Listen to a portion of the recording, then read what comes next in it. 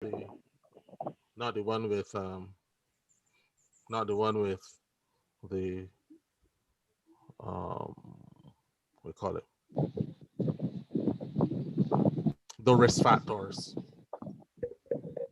Oh, Yeah. okay. All right. So I'm streaming right now. All right. I'm streaming right now. So anybody who wants to go on, who can't connect on their device can go to YouTube. All right. All right.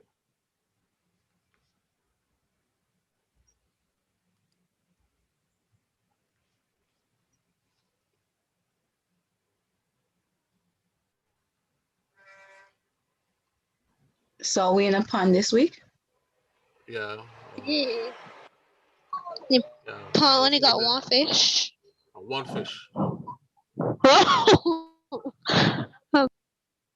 No fishing allowed. Okay.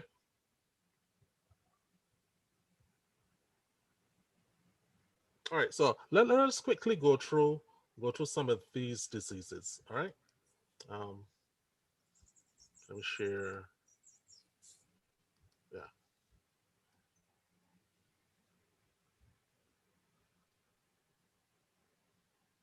One, Jordan.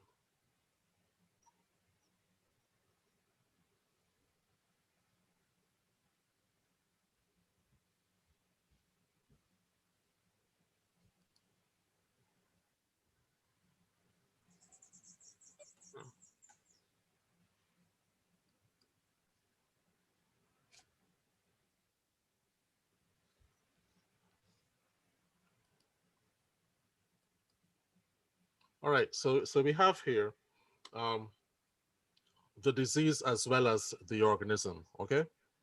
Um, so salmonellosis is the disease. Salmonella is the organism. Everybody got that? All You're right. writing it down, sir. Yeah. Okay.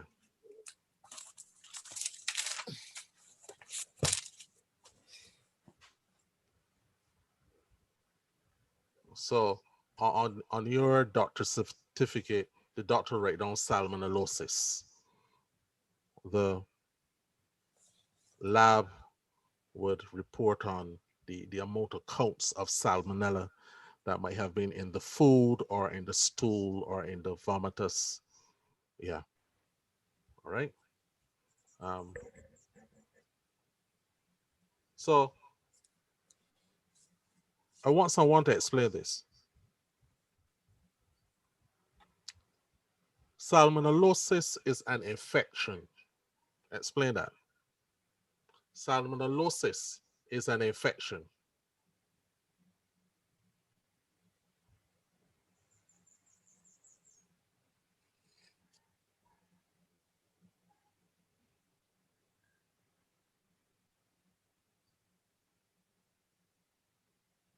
Felicia Hall. Yes, sir. Okay, I want to expand on the statement salmonellosis is an infection. Um, I don't know. You I know. sure? You sure? Look back at I think look back so. at the note that we wrote not too long last week. Salmonellosis is an infection. Sir. Yeah. Shanae, you Sir, want to respond? Yeah, you're responding, Shanae? I think so. All right, go ahead. I might be right, might be wrong. No, wait.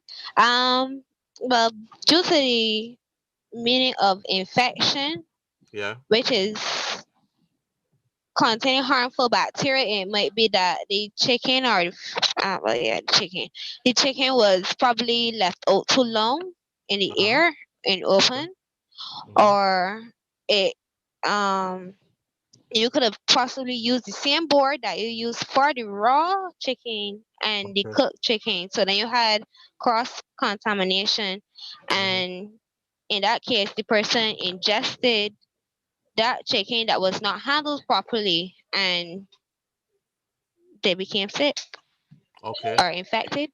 You can explain it based on the definition for an infection. Is a disease. Right. Salmonellosis is a disease caused by consuming bacteria of sufficient amounts. All right. All right, Felicia. Yes, please. Okay. All right. Yes, sir. All right. I want you to explain now. When they say salmonella is a is a is a facultative anaerobe, explain that, please. Salmonella is a facultative anaerobe.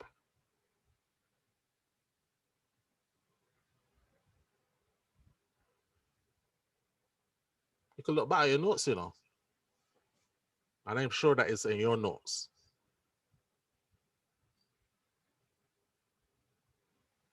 Mr. Jordan is there?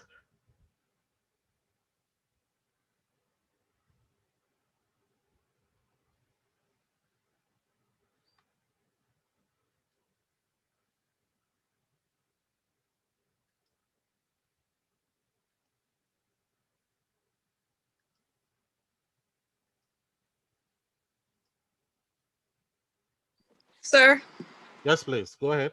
you said a what? A facultative anaerobe? Facul yeah, facultative anaerobe, yeah. Oh.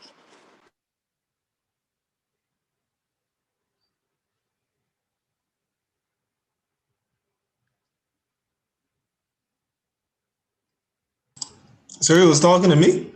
Yeah, man. Oh my bad. Yes, yeah, eat that, sir. They already hear you. Oh, okay. We said up. No, I'm saying that I want you to explain um, salmonella is a facultative anaerobe. Wow. Wow. I don't feel like it yet that explained, to be honest. If you got the Oh, notes, you can it's explain it. a what? Facultative anaerobe. Are you sure? Are you get back to me after they done eat or something, please? Okay, all right, no problem, no problem. Anybody want to help? Aaron,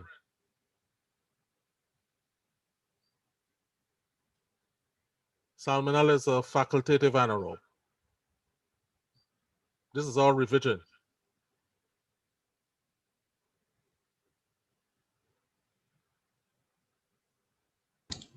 So I think it's the big word with tricking us. The big word? Oh, okay. All right. Um, go back to your notes that look at fathom and look at oxygen and tell me what is a facultative anaerobe?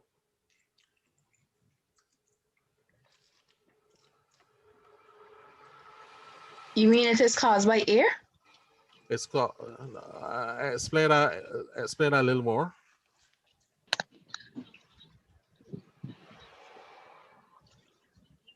Well, anaerobe says without air. So With Oh, or without air, you said? it said, yeah, well, my note here has anaerobe No, no, without air. not Air. anaerobes. A facultative anaerobe.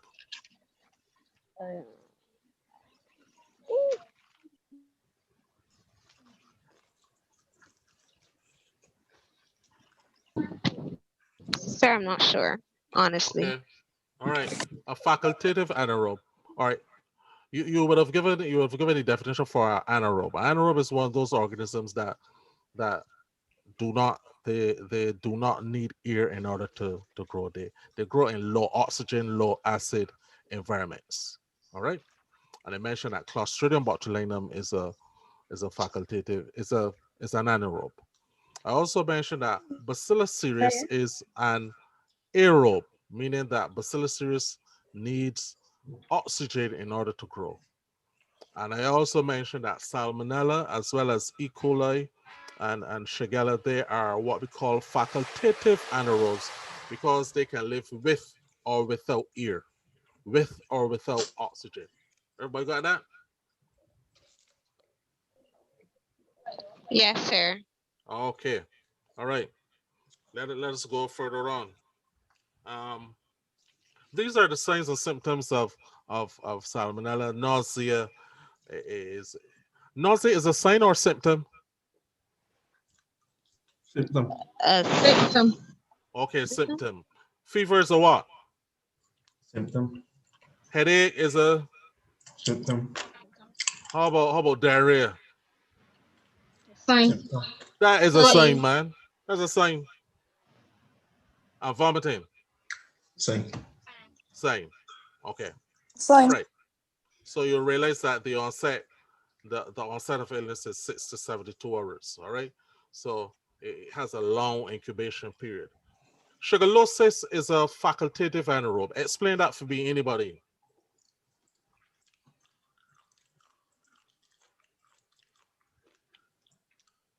Was somebody going to work on something?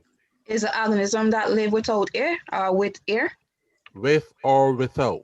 With or without. Okay. And Shigella is an infection. Sorry, I messed up there just now. All right. All right, hold on, Tiana. Tiana, Oh. Tiana. Oh, she's coming in now.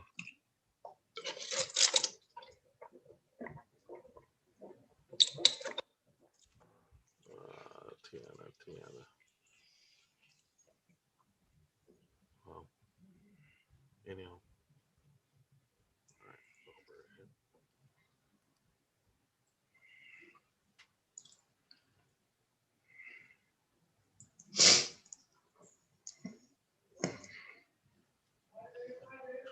All right. All right.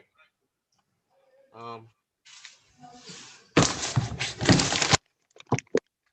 All right. Well, let's go ahead with this one. Um. E. coli. We look at that. Sorry. We look at that last week. E. coli 0157:87. That is an infection. All right. The source would be cattle, run on cooked ground beef, unpasteurized milk and cheese. Um, the signs and symptoms would be severe abdominal pains, as you would have seen from the video presentation. Um, the the little boy had bloody diarrhea. There's nausea. There's vomiting. All right. There's also fever. The onset is 12 to 72 hours. So we have long incubation periods when it comes to infections. Everybody getting me?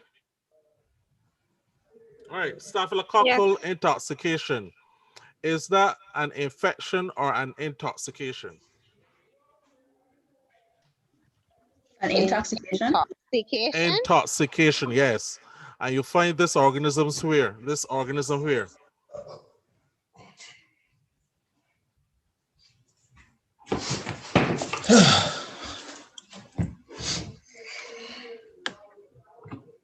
Where do you find the this organism?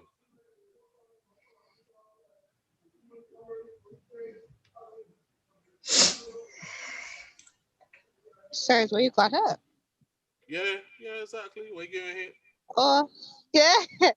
Human skin, the nose, throat, Throat. infected Affected source. spurs. Spit out. Oh, And then ham. animals, ham. Ham? Okay. Only Yeah. ham, sir? Any food that is salty, salted beef, Oh, salt, ham, pigtails, that sort of thing. It has a liking for um, a salty environment. All right. So yes, you add in your salt, but stuff will still survive. So you see why we keep on telling people to, cover your nose, wash your hands, be careful when you cough. All right. Make sure that you are um,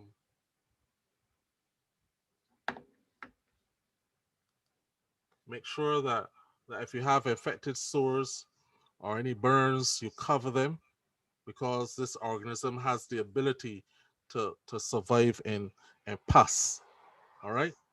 Um, so when it comes to good personal hygiene, good personal hygiene can control any outbreak with respect to Staphylococcus aureus.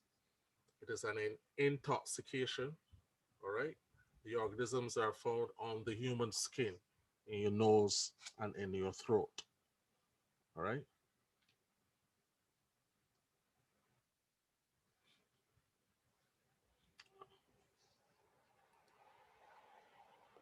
All right.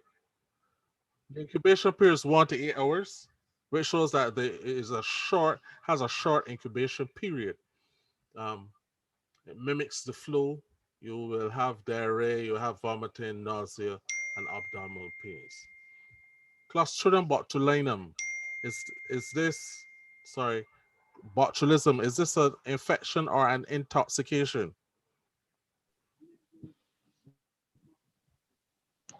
An intoxication. Okay, because it produces a toxin. Remember I said that the toxin can uh, tablespoon of this toxin can kill up to 300 million people. A very deadly intoxication. So the signs and symptoms would be double vision, difficulty swallowing, weakness, constipation, and respiratory paralysis. What would have happened with respect to constipation is because um, the body, the brain cannot transmit any messages. All right. Hence, um, the body cannot get rid of those salts and water that it doesn't want. So you suffer from constipation, and then it works on the heart and the lungs. It can shut down the heart and the lungs. All right. All right. Let us go over to um, module 2. All right. Module 2 is dealing with personal hygiene.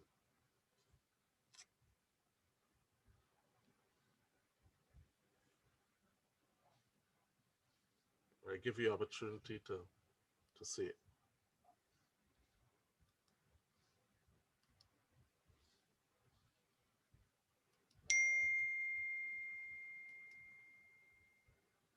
All right. So I want you to write down what is personal hygiene.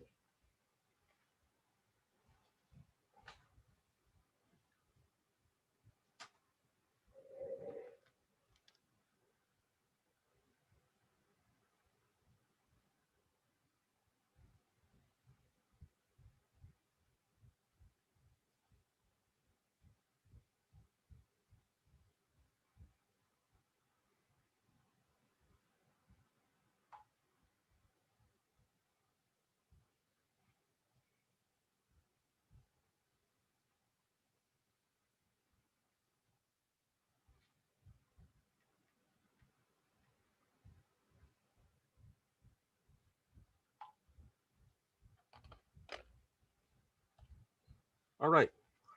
Can you um tell me what words you have come across before in other definitions that are in this definition? Risk of food. You sure of that? Yeah, but the two words that Practices and habits. uh, not necessarily not practices and habits. Foodborne illnesses. No. When you look Personal at hygiene. when you look at the definition for food safety, there are two words that are in food safety that Their practices and Cause habits. no, not practices and habits. Eliminate. cause Eliminate and cause eliminate. No, And eliminate reduce. and reduce. Origin. Yes, reduce and eliminate. So you will reduce which organisms again? Which hazards again?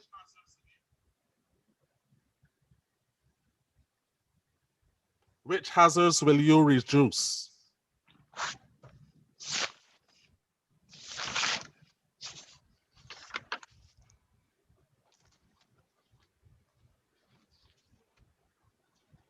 So what we talking about?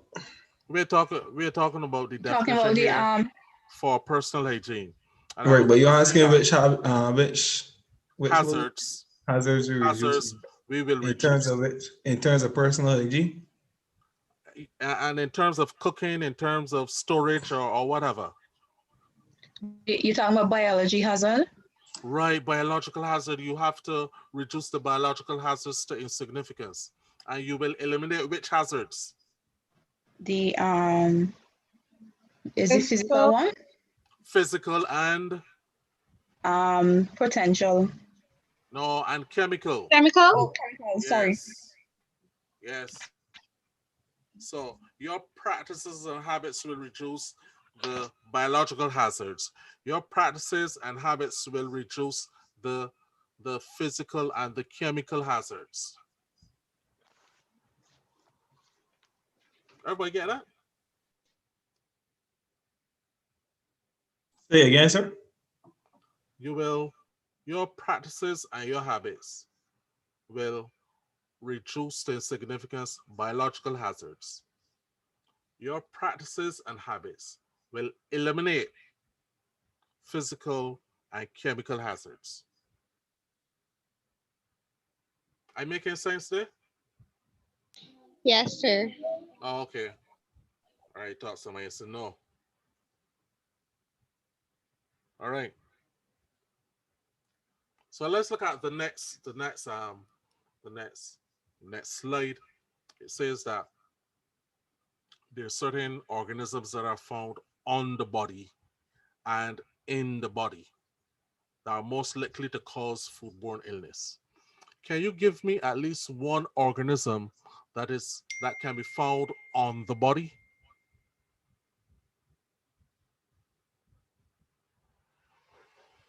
You just call it the big one, the soft or something. Yeah, Is the that one? Staphylococcus aureus, yeah. And it's found where again? In your nose, on your Nose. skin. Right. So when we talk about practices and habits, it means that when you're ready to sneeze, you just put your head up in the air and sneeze. All right. Sir, quick question. Yeah. Um, that big word that you just called, we gotta remember that big word because Oh, yeah, oh, yeah, the struggle with yeah, that you gotta word there remember. just You now. gotta remember it. But if you say it, you would know it, right? If we see it, Yeah. If you see that word, yeah, more than lately, but you can't right? call it for sure. All right. It is. I don't want you to call it. You want to rate. You don't recognize it. True enough. All right. I want all of you to understand that where you go, well, wherever you go, whether you go in the kitchen at home or the kitchen at Palm Marine or wherever you go, that your personal hygiene will affect those that are around you. So I want you to understand that if you sneeze in the open, you not only are liable to infect people with the coronavirus if you have it, you can also contaminate food with Staphylococcus aureus. All right. Um, if you're talking over food, you're not only liable to spread the coronavirus, you're liable to spread staph. Call it staph here, um, Raquan. Staph. All right. STAPH. So that is the organism that is found on the body. Very, very significant. Found in your hair. That's why we tell people to cover your hair. All right. Can you tell me which bacteria now that you can find in the body? Pathogenic organisms that are found in the body.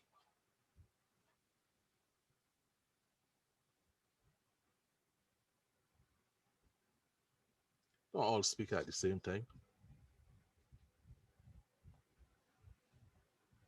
Which organism we discuss that you can find in the body? I can give you a hint. Which organism that you can find in stool? E. coli. Yeah, as well as Shigella. So those are organisms that are found in the gut, in the human body. All right. So we mentioned those bacteria that are found um, on the body. those that are found in the body. Then we have viruses. Can any one of you um, name any food-borne virus? Norovirus, something like that. Norovirus, yeah. Those noroviruses, they can survive on um on contact surfaces. All right, that's why those persons who are responsible for cleaning, they will have to be cleaning all the time. And then you have hepatitis A and E. Hepatitis A and E are foodborne viruses. Then you have your parasites.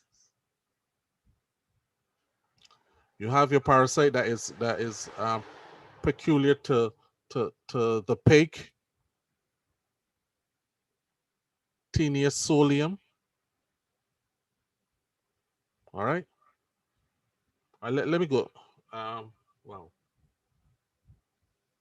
I don't have that here. All right. So you have Tinea solium. Then you have the parasite that is associated with beef, Tinea saginata. All right. Then you have the organism that is associated, the parasite, sorry, that is associated with fish, Diphyllobothrum latum. All right. Then you have another parasite, Trichinella spiralis, that is associated with rats. And if the pig get too hungry, they will consume the rat. And if any person use raw or undercooked pork, you can have those organisms infesting the body. So in some cases, there's certain bacteria, there's certain parasites, sorry, that that can infest you by eggs, all right? And there's some that can infest you by larvae. And the tinea and the sorry, um, Trichinella spiralis, that is one of the parasites that can cause an infestation by larvae. While there's another one that is found, a waterborne parasite called Ascaris lumbocoides. You will have to consume the eggs in order to become ill.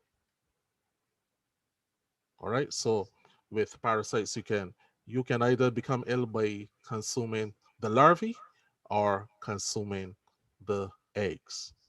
All right. Let's go forward. Uh,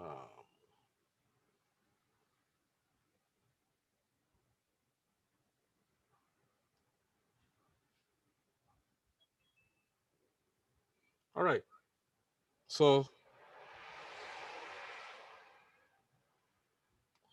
there's certain practices and habits that should not be part of your persona. All right.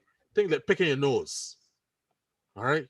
Picking pimples and frequently scratching your head, frequently scratching the pubic area. If you gotta be scratching the pubic area all the time, something wrong. You got scabies or you got crab loose.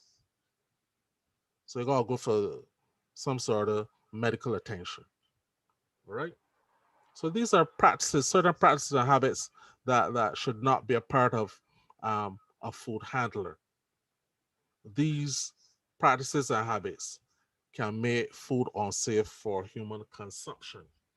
Now, um, sometimes when we tell people they got to bathe and wash and shower, they get vexed. All right, but um, when you bathe and shower, you remove the number of bacteria that are on the body, and you prevent the breakdown of sweat, which can lead to offensive body odors. And if you find that you having um, offensive body odors, the number one or two things that you can do. Number one, there's a possibility that you might have to change your diet. Start using so much spicy foods because they can come out in the sweat. And number two, not only um, stop using spicy foods, but you can use a simple remedy. Anybody know about activated charcoal? Yes, sir. Yeah. Okay, so some of you use activated charcoal soap. But yeah, I use it once. Okay, or some people just put twice. it on the put it on the face. All right. Only for your Yeah. face. Uh, No, you could beard you could beard with activated charcoal soap. I But That's the I only know soap I smell beard like with. Huh? So I it know don't smell really sweet. smell like nothing. But Yeah. yeah, you don't want to be walking about smell like Lux or Life Boy. All right. You want that when you put on that activated charcoal, you don't have an offensive odor. And activated charcoal can cut down on offensive odors. All right. So I use it for I use it to bathe with. And then when I'm finished bathe, I will get I will lather my hand with the activated charcoal and rub it under my arms, and it can keep me um for a better part of the day. All right. I've been using activated charcoal soap since 2016 or so, and I've recommended it to other persons, and they have derived benefits from using activated charcoal. In fact, activated So where charcoal, you escape from? I buy it from a lady. There at least two ladies that I buy the activated charcoal from. Activated charcoal soap Oh. from. All right. Um, you can also use the powder. All right.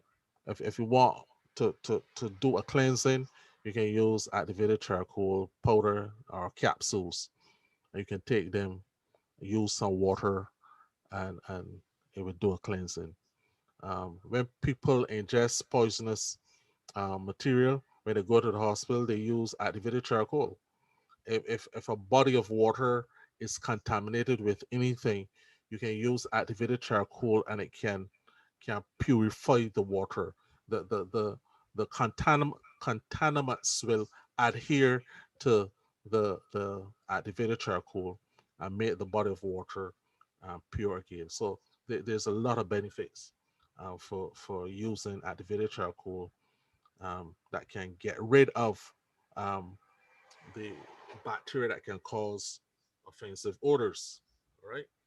Um, so you have pathogens um, of the skin. You have pathogens of the mouth, of the nose, of the throat. There are also pathogens of the intestines.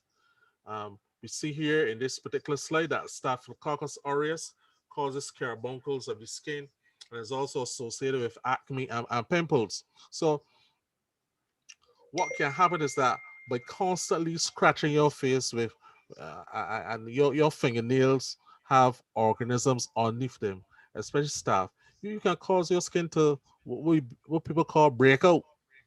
All right. In fact, in hospitals, people come down with something called MRSA, methicillin resistant Staphylococcus aureus, which can cause the skin to rot away. All right. For those of us who go to the barber, and for those of you ladies who go to the hairdressing, the hairdresser, you have to be extremely careful when it comes to shaving and using the the the razors as well as the machines. Whenever I advise all the men, whenever you go to the barber, wash your hair first. Wash your hair first. Anybody ever saw those big bumps to the back of people's head, Yes, sir. or some bumps underneath the neck? All right, Yes, sir. those have been caused by um by Staphylococcus aureus getting into the hair follicles and destroying the what do you call it? Um, I thought that was being green. no, and growing hair can be easily dealt with by just using something like a needle and just pull the hair away from under the skin. All right. What can happen is that the hair can also depend on how vigorous you shave. All right. What will happen is that you will pull the hair.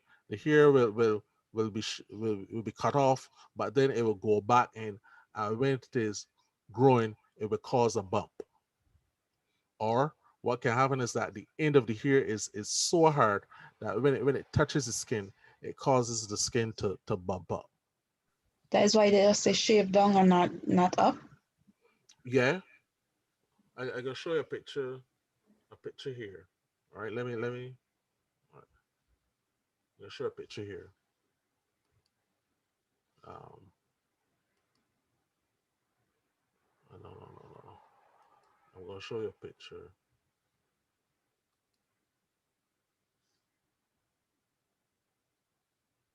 All right,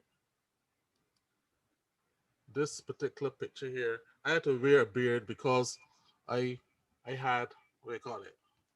Ingrown hair. Let me duck away. All right.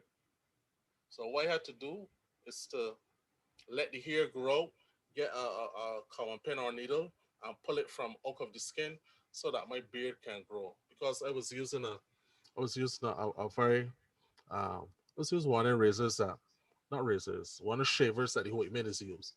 You know what I mean? Is use a certain type of razor because the hair are set different from black people. So I was going to England to say, look, I want one of your shavers. And I bought them and it wasn't all that sharp. So I pulled the skin terrible. I pulled the skin real hard. That And is the one with like the shine thing that is cut the hair close to your skin. yeah, yeah. So what happened is that the hair went back inside and had my face in a mess. All right, total mess. So I had to use a gel to put on my face, and then um, I had to let the hair grow, and then after a while I shave with a special with a special razor that would not be irritating to to to the skin. All right, all right,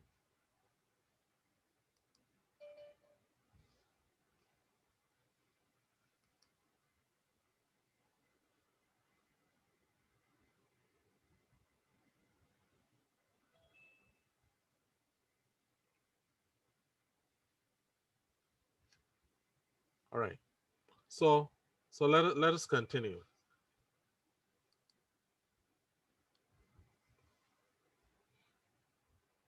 So pathogens of the skin will be like lactobacillus species as well as yeast.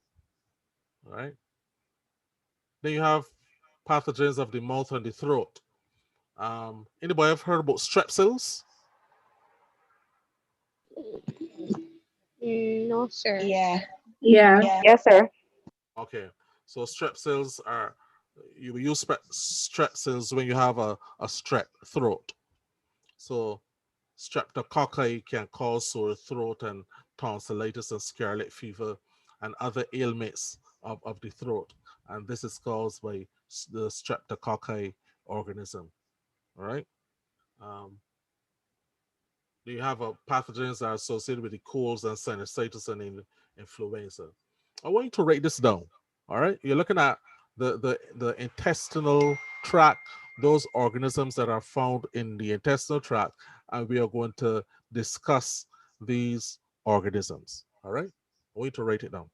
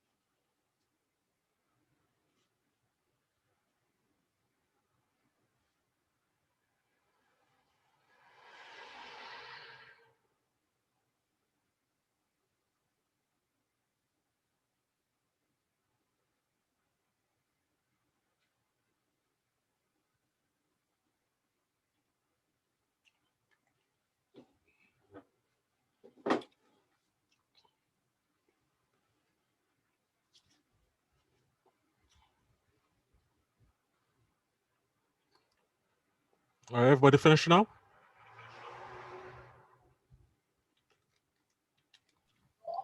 Yes, sir. Okay. So we talk about salmonellosis, which is caused by the organism salmonella. We said salmonella is found in the intestinal tract of human beings and animals. You can find it in chicken and in eggs.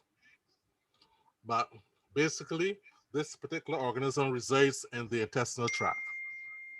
Anybody ever heard about cholera? Yeah, that has to do with your eye, right? Pardon? It has to do with your eye. No, no. No, that's from flies, right? From Flies? main cholera. Yeah. The number three. All right, number three and number four are spread by flies, but number two is spread by water. It's a waterborne parasite. Sorry, Why I always used to a think that water. cholera. Why I always think that when people say they have cholera, it has to do with the eye. I don't know. I think you're thinking of cataract. Probably. Or conjunctivitis. This is the thing that is causes skin to turn yellow or what's not cholera. Like turn your hands yellow or your No, eyeball yellow or what's not. no. There's leptospirosis. Okay. All right. So cholera is a waterborne organism. We had a cholera outbreak in Barbados in 1854. All right. Um, 23,000 people died. All right. There were something like 230 people dying per day in Barbados. Um, Quite a lot of the parish churches had to get special sections of their burial ground designated for for cholera victims. So what could have happened at any point in time when someone contracted cholera, they they could have been in such a state that they go into a coma. They might not be dead. All right, they go into a coma, and the doctor come by your house and say, "Wait, all right, she ain't responsive. She dead." And they would use a trachea to carry the people to these mass graves. In some cases, while they were on their way to the to the burial ground, the people get up. Some people woke up and wonder what's going on. And the man with the trachea said, "The doctor say you're dead. You're dead." So in a lot of cases, some people who were alive, some people got buried alive. All right, because the doctor has said they're dead. But cholera, there's cholera in Haiti. So you don't want to have a cholera outbreak in what we call a virgin population because it would be very, very devastating. We have not had any cholera since 1854. Any one case of cholera in Barbados is a cause for major concern, just like coronavirus. All right. Um, so you have to watch your water supply to make sure that it is not compromised by sewage. So the year that we had all that sewage on the road in Hastings and going all the way back up the road, that that was such a that had potential, you know, for disastrous consequences. We're lucky we didn't have any cholera outbreak. We had a typhoid outbreak in our Durris Road. I guess I might have told you that. Um, the the the organism Salmonella typhi is that particular organism that causes typhoid fever. Salmonella typhi has a minimum effective dose of one cell. Extremely infectious. when I talk about minimum effective dose, you all know what I'm talking about? Yes, sir. Okay. So for things like Shigella, Shigellosis, the, the Shigella organism, their minimum effective dose is 10 to 12 cells. So when you are cooking the food, when you are storing the food, when you are when you have the food display for human consumption, you have to do it in such a way to reduce the amount of organisms that would be in that particular food. And if there's shigellosis, there's Shigella organism, you want to reduce them to insignificance. Now, with the typhoid fever, whether you are strong or not, is going to still get you because of the infectious nature of this organism. All right. Hepatitis A is a what? A parasite, a bacteria, or what? Hepatitis A, A You parasite? think it's a bacteria? the bacteria? A No, parasite? no. I gave that answer about 10 minutes ago. A Hepatitis A, virus? a virus. All right, so you have rotavirus, then you have hepatitis, hepatitis A. The incubation period for hepatitis A is like 50 days. All right, so you will have something like clear colored stool. You might have jaundice condition. That's when the eyes turn yellow and the palms of the hands turn yellow and the skin turns yellow because you have inflammation of the liver. So all hepatitis cases are potentially fatal, whether it's A, B, C, D, E, and they tell me they even got F. But hepatitis A is a foodborne virus. I want you to remember that. Then you have your parasitic infections. I would have mentioned some earlier. Um, I talk about Taenia solium for the pig, Taenia saginata for the cow, Diphilobotrum latum for the dog, for the fish, sorry. Then you have um, Trichinella spiralis for the pig. So these are the organisms, whether they are bacteria, viruses, or parasites that may be resident in the intestinal tract. All right, so let us go forward. Um, we're looking at when to wash your hands. When you cough, what is the organism that will be deposited on your hand? Jordan?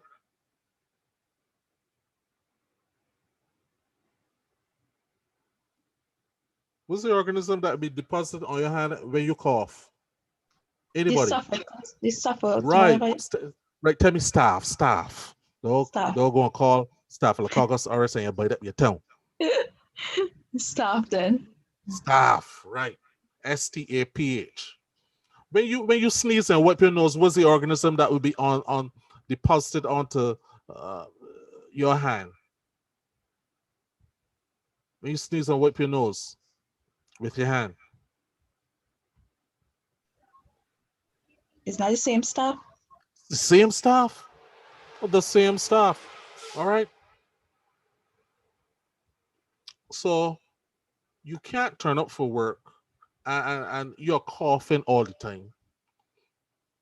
You can't turn up for work and you are sneezing all the time. You don't turn up for work and you're wiping your nose all the time. Sir, Yes, please. this is Tristan Buffett. Yes, you're I know get listening. home. Sorry to be late. Okay, no problem. All right. We're looking at module 2. We were looking at personal hygiene. Right after using the toilet, after using your phone, after handling soil utensils, after using your cell phone, you have to wash your hands if you are involved in food preparation.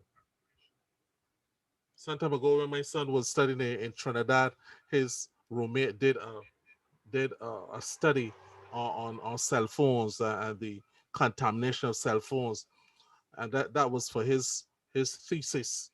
Um, when they did the swabbing of the phones, not all the phones, but they had a scientific um, approach to it. So they had a sample. So they swab some of the phones. One of the phones turned up positive for gonorrhea, right? A cell phone.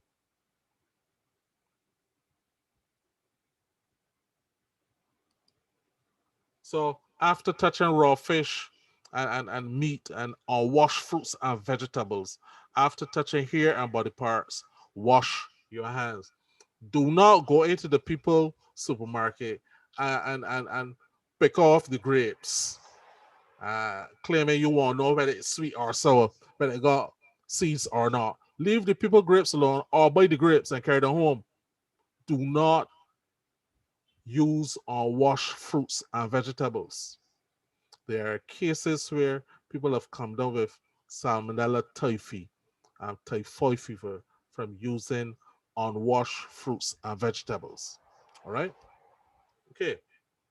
After smoking, after handling food, wash your hands after handling the vehicle, steering wheel. If you're on the road, wash your hands. So there are two things that you could do. You gotta go to the pipe and wash your hands, or if you're in a situation where you cannot wash your hands, you will have your hand sanitizer. The hand sanitizer is not supposed to be used exclusively instead of using soap and water.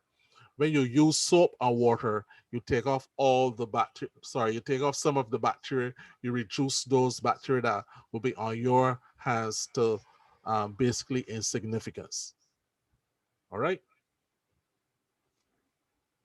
everybody hear me? Yes, Yeah. yes, sir. Okay, how to wash your hands. This is a pictorial of how to wash your hands. You wet your hand thoroughly. You use the approved soap. The approved soap will be like um not bar soap. We're talking about bar soap now. We're talking about liquid soap. You rub your palms together, you rub your fingers together, you rub your thumbs together, then you rinse your hands thoroughly, and then you use a paper towel for drying. You are not using your washcloth that's in the back of your pants, or don't say your bag. You are using a paper towel, and you're going to be using that paper towel. You're going to be drying your hands, and you are going to deposit that single use towel in the bin. People have a habit of especially when they got a cold, to blow the nose and one tissue, put it down the pocket, and then take it back out and look around to see which part on it dry to blow your nose again. It is a single use towel. Use once, blow your nose, and get rid of it. Everybody understanding me?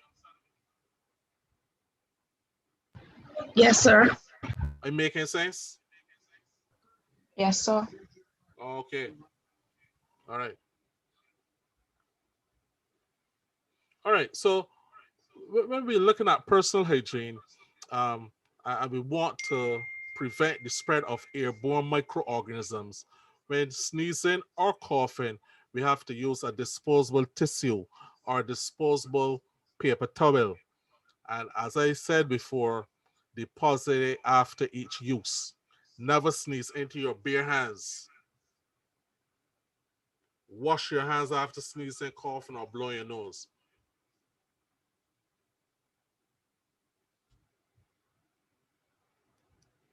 All right, so uh, no, we're looking at your dress and appearance and practices and keep it with um, safe food handling practices. Any of you wear jewelry while you're going into the kitchen?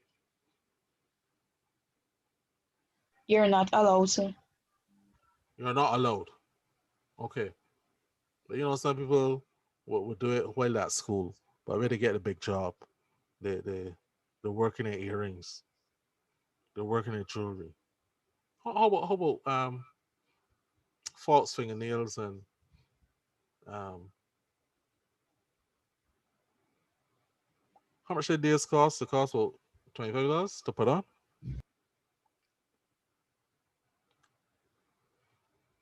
I don't know, but I got no false fingernails. Sir, what nails you buying? Why? Why the nails that pink and blue and red and all that? The nails that look like cloth. And it was from McDowell. They want from right now. Nails don't cost $25. It costs less than that. More than that. You gonna get like 80s, 90s? What? Yes, please. So how you gonna put on? How you gonna put on this or nails and work inside a food establishment player that you Just like wear gloves. chicken it in? Gloves? Yeah. What type of gloves do you want that butcher is using cutting meat? Yeah. Yeah? Mhm. How about the deposits that can get underneath the nails? Well, I don't know. You're gonna ask them. How you gonna clean your nails? You see your fingernails? You're Wash able your to, hands and get all the nitty gritty. are you able to get all that done? Yeah. Wow, I want to see that. I want to see that process. It's a girl already come to work the first day at the poultry plant. Got long fingernails. And everybody looking to see, because she had to deal with the chicken, pull out the offal and all that. Everybody looking to see when she get done. When lunchtime come, the girl doesn't eat she lunch and will pack she bag and move out. She only lasts half day. All right. It's almost is impossible. I won't say impossible. It's impractical to wear long false fingernails and work in the food industry. Impractical. How about taking a daily bath? Anybody get vets with that? That's a must. That's a must. Okay. Wear clean, neat clothes and uniform that is not worn at home or worn to work. So all of you know that when you're supposed to be working in the kitchen, that you're supposed to bring your work clothes. You're bringing long your work clothes as opposed to putting on your work clothes and catching these that are or coming in the car and get a drop off at Palmering. All right. Um, no sleeveless tops. No clothing that's too loose or too heavy or too short or too long. That can cause some problems. And what would be reason for covering your hair with effective hair restraints? Why should you cover your hair? Chemicals. What else? You can Yeah, get burned. Fire. It's dropping. That's could drop inside it. Don't quote me on that.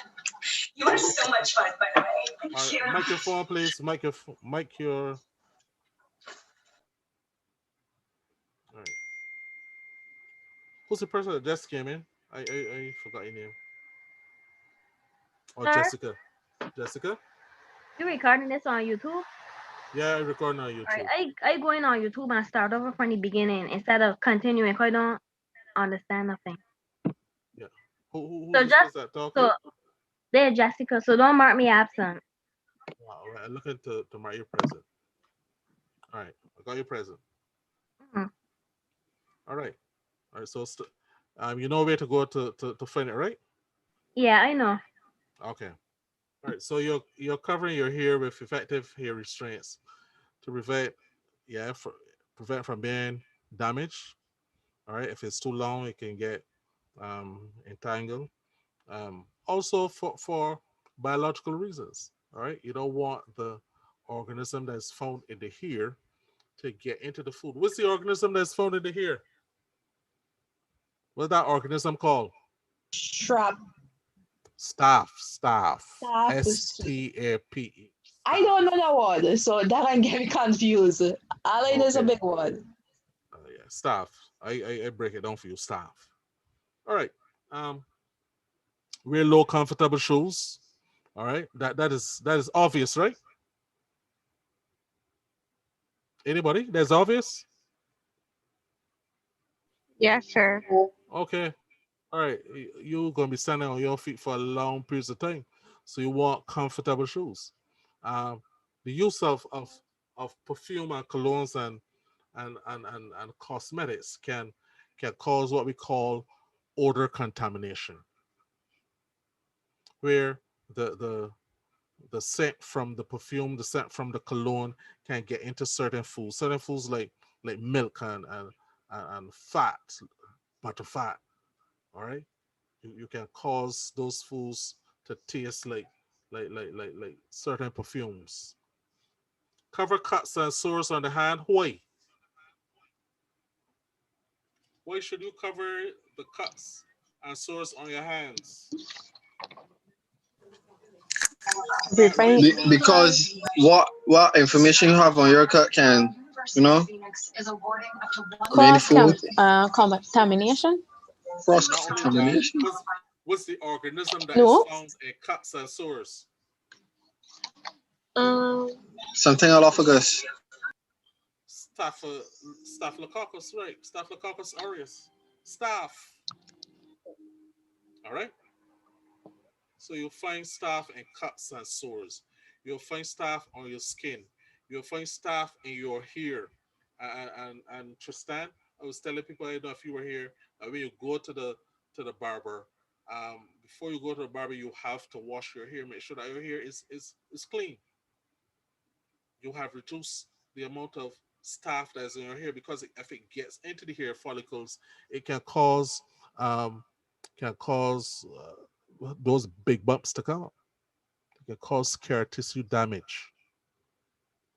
So that is why we advise, when you go to get a haircut, wash your hair first. All right. All right. Do not use the apron or uniform as a towel. I understand what's got a towel. What that towel for? Taking out hot things and Uh huh. and drain your wet hand. Dry your wet hands. Yeah, but you're not supposed to do it. You got tissue there at the hand washing sink to dry your hand. Right, but you're not supposed to wet your hand in your towel. Okay. But All right. mainly for lifting hot stuff. But They tell you to walk with 2 towels. I will ban that, that won't banning. Cause people gonna blow the nose in it, they're gonna walk dry the hand, Sir, the what? can be Then fly. what? Who would do that? Well, if flies right place and you can't get nothing to swat them away, I tell you, want swat them. Well, no, I don't think fly should be in the kitchen. That's true. That's true. I just being So they facetious tell you though. to walk with 2 towels, one for your But hands and one to lift hot stuff with. to walk with a towel to Two dry your towels. hands, is not good food safety. It's not a good food safety practice. You are going to dry your hands in there after you then work meat. It may be pork, it may be beef, and then you go and work chicken or fish. You're gonna dry your hands there. You're going to cause cross contamination. You defeat the purpose of food safety Oh, best I practice. understand. So that is why when we go back to this particular slide, it says to use a paper towel. So you will dry your hands in the paper towel and you will put it in the bin. That's what the law states. The law says that you should have potable water. You should have liquid soap. You should have a single-use towel, and you should also have a bin to put the the deposits there. That's what the laws of Barbados state. All right. So to tell you to walk with 2 towels now, it's going to defeat the purpose of you know your training, where you're going to dry your hands at every moment in a towel. So when you got a wet towel hanging up on you, all right. that is going to have lots and lots of bacteria just there waiting to be deposited onto food and making people sick. All right. Um, yeah. So do not use the apron or uniform as a towel. Do not smoke or eat in the food establishment. Use the tasting dish for tasting. All right. So you're suffering from some sort of illness. You have to notify your teacher or notify the the the employer. In fact, nowadays, you just can't tell the people, look, are you sick? Or you got diarrhea. They can send you to the doctor. If you're sick, they can send you to the doctor to get a COVID test or something like that. All right. So if you're suffering from jaundice, anybody know what's jaundice? Yeah. Talk about it. Yeah, it's the yellowing of the eyes, Yeah, at the hands. and your You skin. might have some issues with leptospirosis. You might have issues with um, pancreatic cancer. You might have some issues with liver cancer. All right, all of those can cause jaundice. So When I you, think I missed something just now. I had to Mhm. leave. I had to leave and come back. Okay, Sir, don't babies tend to more have jaundice? yes, babies have jaundice, but that does have a different kind of a little vitamin D will solve that problem. Uh, All right. But this jaundice that we are talking about is caused by some foodborne virus, or if you have hepatitis, if you have hepatitis A and E, even hepatitis B, you can have jaundice condition. Diarrhea. What was the what do you call it? If you say you have diarrhea, what do you mean? Please don't use them, Don't do that. you know The S offensive word. words. No, don't use the S word. No, don't use the S word. No. When you're letting go your feces a lot, Okay. We use a lot. Like how many times a day? 5 times a day. 5 times. All right, that Yeah. might be excessive. All right. There is like loose stool. It's a like soft stool. Loose stool. 2 or 3 times in a day. 2 or 3 times a day. 2 or 3 times in a 24-hour period. You So, sir, have diarrhea. Yes, please. if you stool twice a day, that's bad. No, no. But if you got diarrhea twice in one day, you have some sort of foodborne illness or some ailment. But Might be every that you time, got that you get food poison too. right, food poison. All right. But if you're eating a lot of food, every time that you consume food, you should if your system is working fairly good, you should go to the toilet. It should send you to the toilet. All right. I remember a friend of mine told me that they years ago they had a flight that used to come down from England like early in the morning. So that flight would leave like 6 o'clock English time, which is something like near 1 or 2 o'clock Barbados time, 1 or 2 o'clock in the morning. So they would get down here around 7 or so. 7 Barbados time. So he had a hefty meal, a hefty breakfast.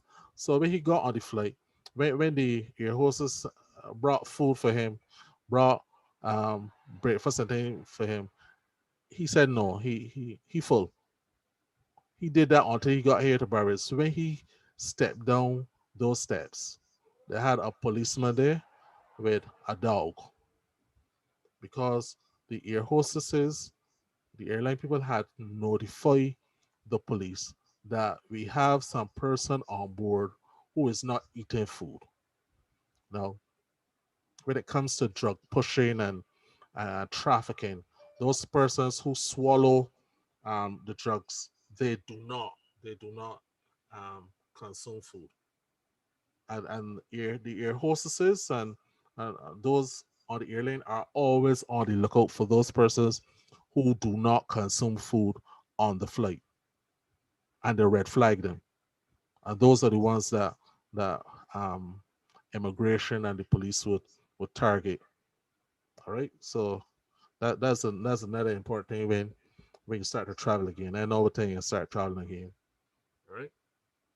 All right. So diarrhea, 2 or 3 times within a 24-hour period, you have diarrhea, and we're looking at loose stools. Now, vomiting.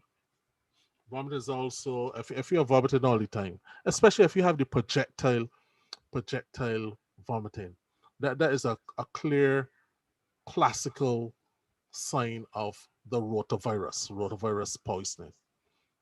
Some time ago, I think 2000 or what, 2012, there was a function. Uh, it's around November, yeah, around November. They had the parish ambassadors and all those practicing and doing dress rehearsals for the Independence Day festival, and apparently they they had about 104 persons there who were all involved in the practice. They ate food, and within half an hour, 99 of them were sick. All right, they had to call the ambulance for them. Um, Mr. One of the foremost um, food exponents in Barbados, when he saw this, you see, never saw nothing like that. People were lying down on the ambulance table, and the vomit was spouting out of the mouth like a fountain. That was a clear sign that there was a rotavirus infection. So the lady who prepared the food did not have water on the day of preparation, but she still prepared food. So it meant that she contaminated the food with the rotavirus. And 99 out of 104 persons were sick that particular day. Some of them had to go to the hospital. All right, so if you have a fever, remember when we were looking at the characteristics of an infection? We said fever is one. You would have had to eaten um, bacteria, and the onset of illness would be long. Sore throat or sinus infection can cause some problems. All right, can cause some serious problems. Hence, if you have some serious problems with sore throat and with sinus where you have to be blowing your nose all the time, that is going to cause a problem. Stay home. Persistent coughing and sneezing and dizziness, stay home. Any rash or skin infections, skin lesions that can cause staph. All right, make sure that you get um, medical attention for your skin rash and skin lesions. All right. All right. This is the end of that particular end of that particular module module module two. So we would have finished module one and module two. Let me look for a video which is associated with any one of those two. Um,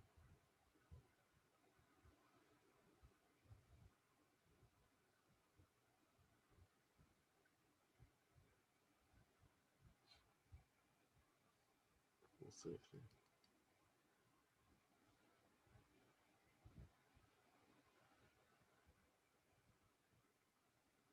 All right, hold on, please.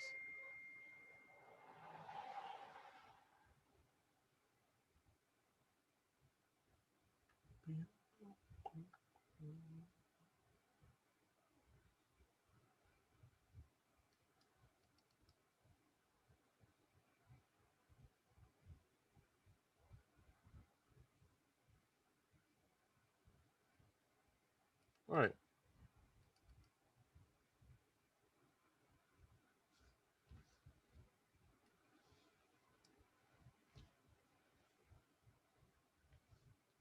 I'm going to share this video with you.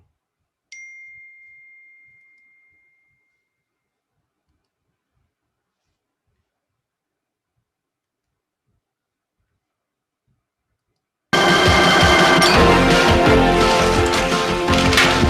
I see some ID, please? That sounds good. Welcome aboard. We're up next. Wonderful. A case in point. When Gary came back from his vacation, he immediately sought out his friend and coworker, Jim. Jim was preparing the lettuce for the salad bar when Gary stepped up to say hello. The two shook hands, and Gary started talking about the fun he had on his trip to the Caribbean. The only bad thing is my stomach's been kind of upset.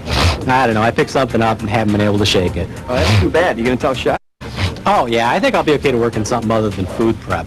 The two shook hands again. Super. Jim grabbed a head of lettuce and went back to work. All right. Tell me what's going to happen there. Anybody?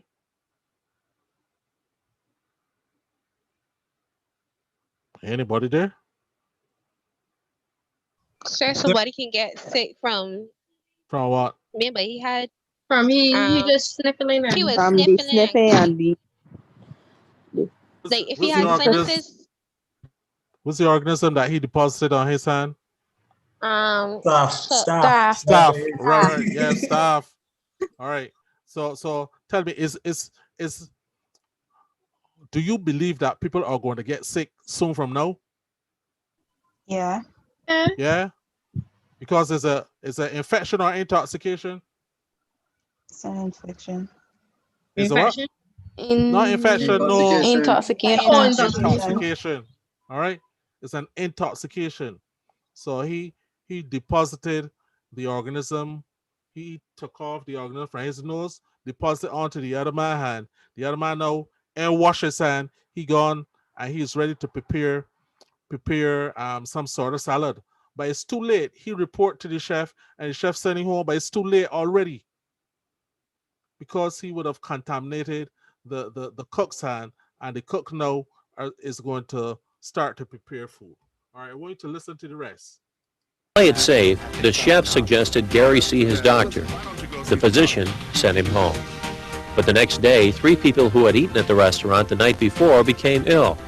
So did 3 employees, including Jim. The chef was stumped. Hadn't he played it safe?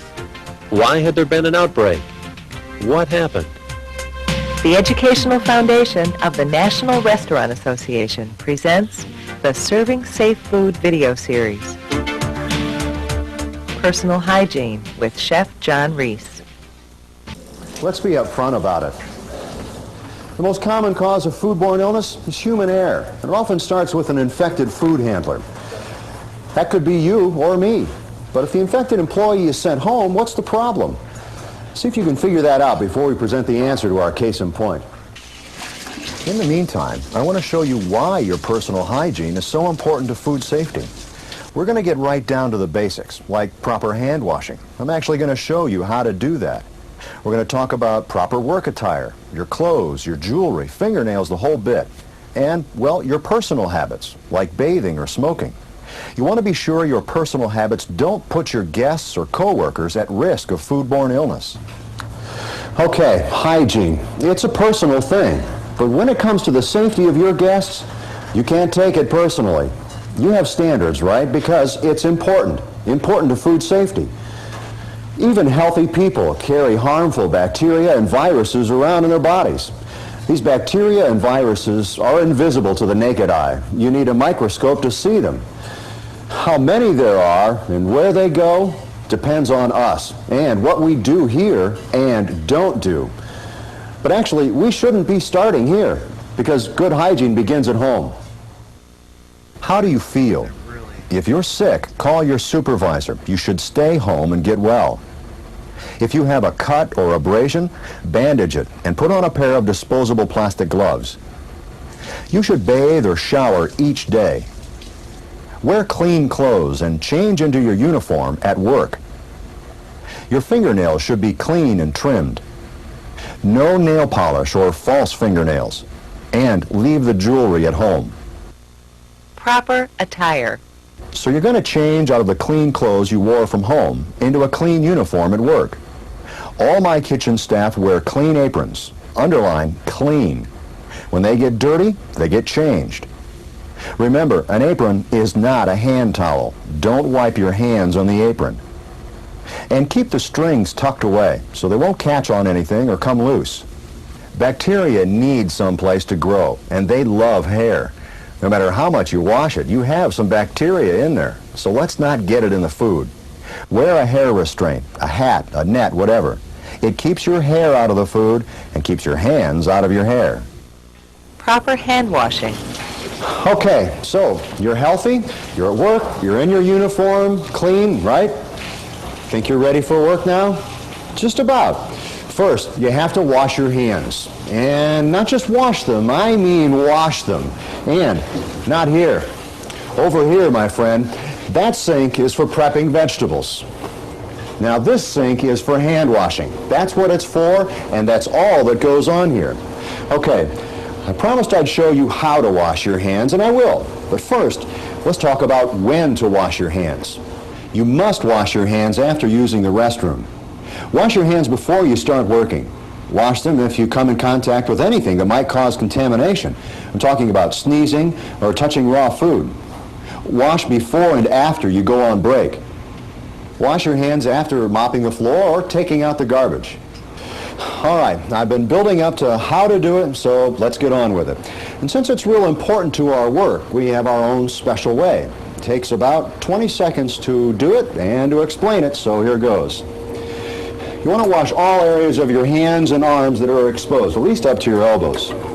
Use hot water, as hot as you can comfortably stand. You take the soap and lather your hands and lower arms. As I said, wash all the way up to your elbows. You want to use a nail brush for your fingernails. Then rinse your hands thoroughly. Dry your hands by using individual hand towels or a hot air dryer. That's pretty hard for bacteria to stand up to that kind of punishment. That's why we do it. That's why it's important. If you wear disposable gloves on the job, now is the time to put them on, after you wash your hands. Be sure to wear them if you have a cut or abrasion. And if they get dirty, cut, or contaminated, wash your hands, then put on a fresh pair of gloves. Personal habits. Your personal habits are your own business, okay? Except when they could be a hazard to your customers or coworkers. Then it's your business to do whatever is necessary to eliminate that hazard. No big deal. Let's just go through some of the problem areas. No smoking or eating or chewing gum or tobacco on the job. Can't do it. Simple example here.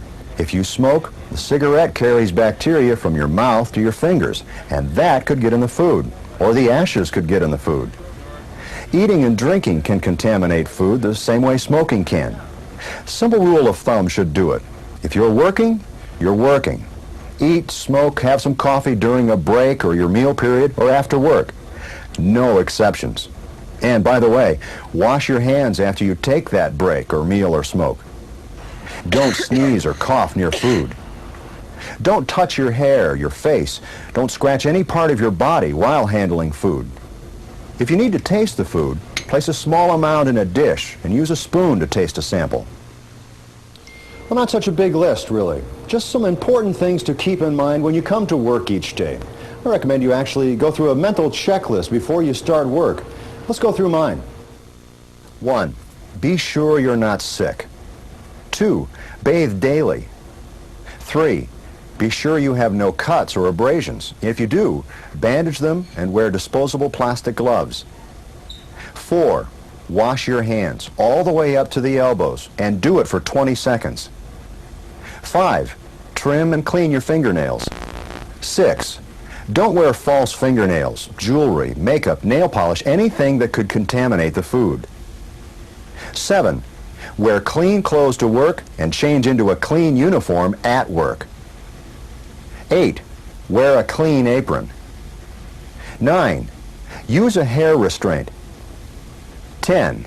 No smoking or eating on the job. Your own establishment may have other policies and procedures you'll need to add to your checklist. The important thing is to go through it before you start working, and do it every day. All right, back to our case in point. What have you figured out? What led to the outbreak? Gary, back from vacation and suffering from an illness, shakes hands with his coworker Jim. The coworker goes back to work, prepping fresh lettuce. Shortly thereafter, Gary tells his supervisor about the illness and is sent home. Nevertheless, a small outbreak occurs the next day. The answer to a case in point. Well, it was great that Gary reported to his supervisor, but in the meantime, he contaminated Jim's hands. Gary sniffled, wiped his nose with his right hand, and then shook hands with Jim. Instead of going directly back to work, Jim should have washed his hands first. The bacteria traveled from Gary's hands to Jim's hands and then onto the lettuce Jim was preparing. And when customers ate the salad, they became sick. So, in one sense, Gary was careful, but he didn't really take care. That's why we leave you with that each time. And the main concern is right here. It's all in your hands, my friend. Keep them clean. You take care.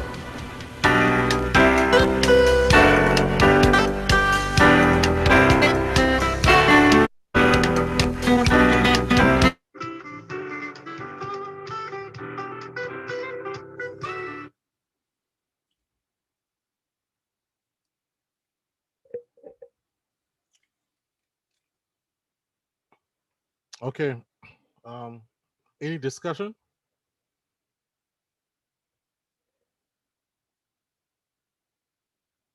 Hello. So I just want to know where you get these Lifetime movies from. Me, me the pixels get you some trouble.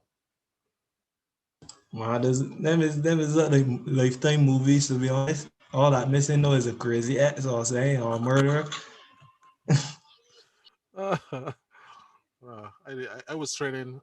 I was training since 2000 and 2001, 2002. All right, because we would have had we would have gone on a level 1 train of trainers course, and we had to develop videos and film videos on food safety. So those were some um, food safety videos that were on cassette tapes. You remember the VCR? When I know about the VCR, you know. Sorry about VCR. So Okay. you feel like these two? So we all sir. Okay. All right. Yeah. So why did I digitize those cassettes, and continue to use them. But there's some other digital presentations that I have um, on food safety too. So you're not going to see lifetime movies every week. I can't guarantee that you ain't gonna see some, but not every week. All right, but maybe start to get to talk about rodents and flies and all that. I'm going to show some modern digital uh, digital presentations. Right?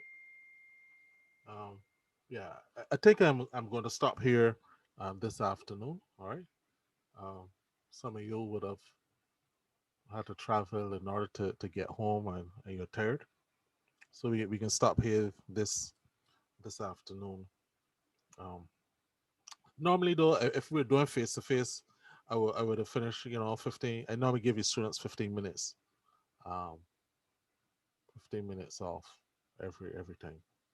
All right, so I hope I have everybody here.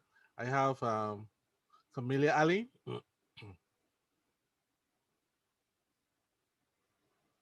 Camelia Ali, she was here. Anderson. Yes, sir. Yes, sir. Hey. Okay. And Ashton. Aliyah.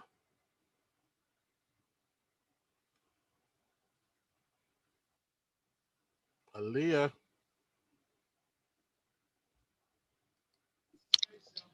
Excuse me, sir. Yeah. Sir, she here. Yeah. Okay, all right. Then we have. Sir, Yes, please. right, this is good. My device is dying, so Okay. it might All cut right. out. Let's know you know I'm here. All right. I can go through the list fast. All right. Tiana Branch is here. Tristan Brathwaite is here, of course. Kanisha Connell, Shania Gibbs, Kiara Greenage, Camila Griffith, Yes, sir. um, the other Griffith, Liani. Did I call it Leilani. Liani? Right. No. Felicia. Present. Okay. We have Aaron. He here, sir. Um, Hope. We have Hope here too, right? Yeah. We have Jordan. Um, we also have Zaria Cullimore. Here. Mears, Kanisha, Olivier. We have Brianna Olivier. We have Joyce Squares. Jessica. Here, sir.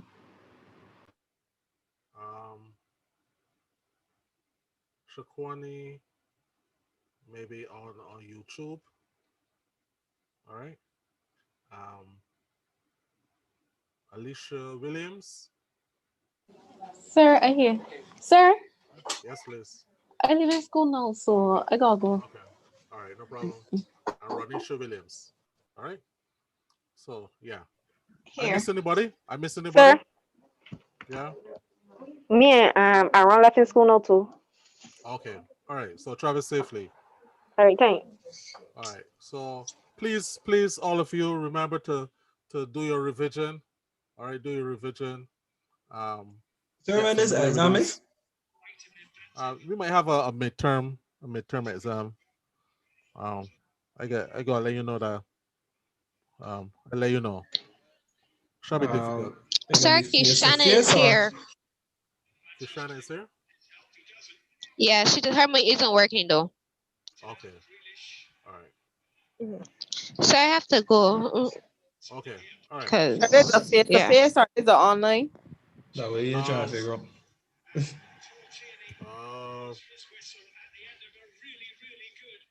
I maybe online. So I will I will call somebody so I could get some directions with respect to administering the online online exam. All right. All right, cool, sir. Okay. So everybody have a pleasant week. Be safe, travel safely. Those who are traveling by public transport. All right. Do your revision, and we catch up next week. All right. Enjoy your Yes, weekend. sir. Thank you. Yes, Thank you sir. very much. Bye. Thank you very much. Bye, sir. Yeah. Bye bye.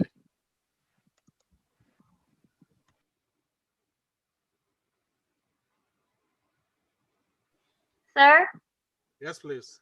this is Jessica, right? I just know that I just be real confused and lost when I come home. And like the first PowerPoint that you sent to Joy. Yeah. So I write out all the notes off of that and try to read them on my own. But I asked, every day the PowerPoints that you just use is new PowerPoints or all the information in that same one. Um, for the past up to last week, up to last week, all of them were from um module 1. All right. We did module 2 today. So what you can do some revision on module 3. We were looking at purchasing and receiving. That shouldn't be difficult. All right. So where to get them PowerPoints from? I thought I sent them to thing. I thought I sent them to Joy. I don't even know. All right, ask her. All right. All right. Ask her. Cause I'm sure I sent them. I'm sure I sent them to Joy. Um, I'm sure I sent them to Joy so that you you can do revision in advance. All right, you could read in advance. All right, I can actually. Okay. All right, thank you. I would have said from module 1 right through to module 9. All right. All right. Okay then.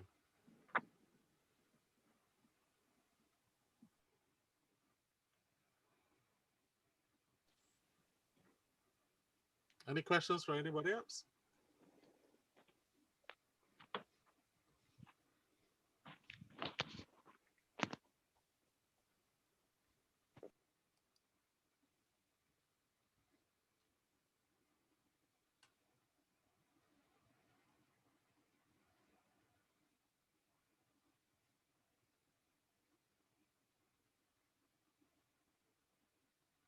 Good evening, sir. This Aline. Yeah. I was late to join because I had not too long lost my phone in Savannah, so I had to wait until Savannah come back down to gate. Oh boy. Okay, so you got it? Yes, sir. Okay. All right. So you can go on the Red Rock live On stream. YouTube? Yeah, on YouTube. And